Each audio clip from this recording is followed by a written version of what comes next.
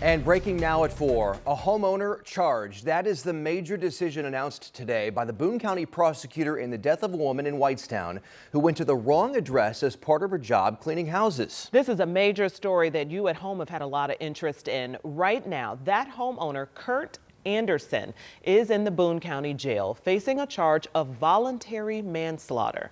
Jenny Runovich is in Boone County where she's been combing through these court docs. And Jenny, those reveal key details behind this decision. What have you learned? Yeah, they really do, Felicia. We had 25 pages in this probable cause document. And really what's most striking and maybe what goes to the heart of the prosecutor's decision today is how it talks about Anderson grabbing for a gun quickly and then making that decision to fire through a front door that was both locked and deadbolted. Now, according to the probable cause, Anderson also admitted to police he never announced himself or tried to even talk to the people on the other side of the door before firing that shot.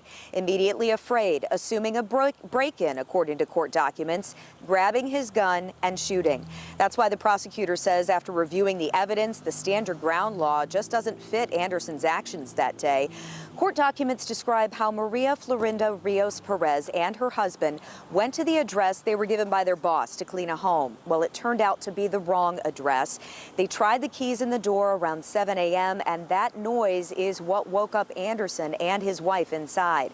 He told investigators he's a night owl, heard a commotion, grabbed his glasses and went to the stairs where he saw two people through the window and thought, it's a break-in. The probable cause saying he then grabbed his Glock and loaded it.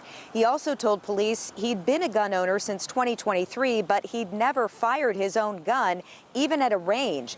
Hadn't fired a gun at all since he worked for the Navy as a psychiatric nurse. Anderson and his wife told police he was terrified, in a state of panic. Court docs say it was only a little over a minute between the time he heard the noise to firing that deadly shot into the door. The next thing he heard was crying from Maria's husband on the porch. What we're saying is that the standard ground law does not apply in this case, as Mr. Anderson did not have proper information which would allow him to make the determination that he was reasonable in his actions. And to come to that conclusion, the prosecutor saying they went through interviews, videos, and a lot of evidence with police. It took about a week to comb through all that information and get this document leading to that voluntary manslaughter charge.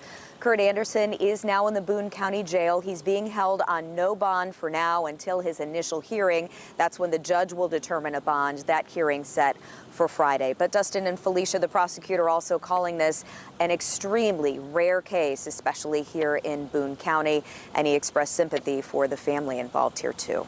Yeah, so tragic all the way around. All the way around. Yeah. Jenny Runovich, thank you. And a community advocate spoke on behalf of Maria's family after today's charging announcement. Our Ella Rhodes will bring us that story. That's straight ahead on 13 News at 5.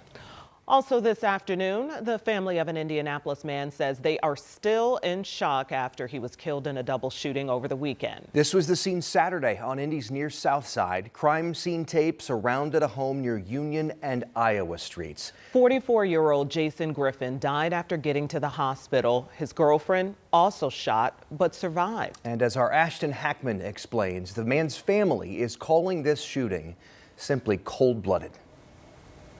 He's been in our life forever. Jason Griffin's family says he hardly knew a stranger. He was always there. Kind to everyone. He was the most caring man. Everybody loved him. I mean, you couldn't hate him. He would help anybody. That's why his nieces, Justice and Alyssa, He would be like a dad figure. tell me they are still in shock after Griffin was gunned down inside this home on Indy's near South Side. Police say Griffin was visiting his girlfriend at the time. Around noon, police say her roommate, a 64-year-old man, came into the bedroom and opened fire on the couple. Griffin's 15-year-old son was downstairs. He's going to hear that for the rest of his life, replaying his head. Jason Griffin died at the hospital not long after getting there. His girlfriend survived with serious injuries. Court documents say the man told police he intended for this shooting to be a murder-suicide, but his gun misfired. When officers arrived, they found him sitting on the front steps to the house. Court documents say the man told police he went for a walk, and while out, he made the decision to go through with the plan, telling officers they had to become casualties because they did not fit his plan of what a perfect society should be. This I can't accept. He did not deserve it.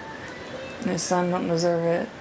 None of us deserve it. I mean, he meant literally the world to us. It just feels like I've lost my dad.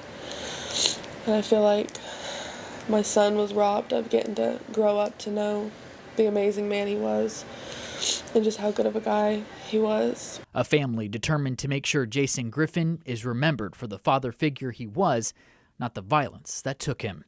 In Indianapolis, Ashton Hackman, 13 News. The 64-year-old suspect remains in jail facing preliminary charges of murder and attempted murder. The prosecutor has not filed official charges yet. He's set to be in court tomorrow afternoon. Right now, we're learning new details about a hit and run over the weekend that sent a 2-year-old to the hospital. The boy's father told police they were in this parking lot near Hannah and Madison Avenue. That's when a driver hit his 2-year-old son, dragged him several feet, and then took off. Witnesses at the scene say the driver acknowledged that she did hit the child, but still took off. Police say the driver, 18-year-old Lanaya Vaughn Taylor, later returned to the scene to turn herself in. The 2-year-old was taken to Riley with severe road rash. The suspected driver is now charged with failure to remain at the scene of an accident. She's due in court December 1st. Let's take a break from this. Let's get to Sean. Yeah, thanks, Felicia. We're looking west here. We've got some storms on radar, and you'll see a few of them have become severe. Not a surprise. We talked about this. We do expect we're going to have some rumbles of thunder late tonight into the first part of tomorrow.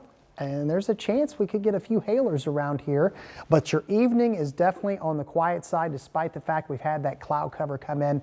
We're in the lower 50s right now. Should be a pretty pleasant evening overall considering what's ahead for tomorrow morning. We do want you to be prepared for that.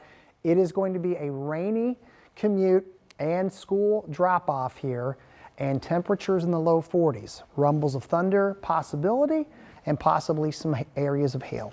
This is the first of two systems. Another one's coming in. We're going to bring us some more rain. More on that ahead in the 7-day forecast. All right, Sean, I want to take a quick look at the roads this afternoon. This is up on the northeast side, I-69 and I-465, as traffic starts picking up ahead of the evening rush.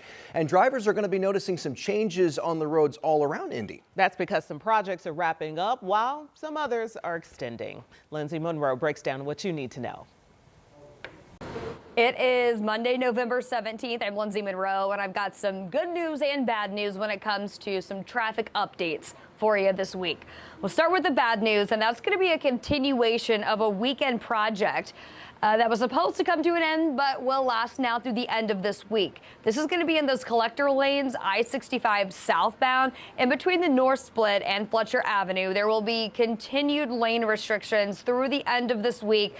Because CSX railroad crews were out working on that bridge, and the bridge actually had a little bit more extensive damage than originally thought. So that project is actually going to continue through the end of the week. The good news is the Hannah Avenue Bridge over I-65, that's been closed since this past April, part of that big 65 safety and efficiency upgrade. That is actually set to reopen this evening. So Hannah Avenue, if you've been anticipating the opening of that bridge, that's finally going to happen after several months on the city's south side.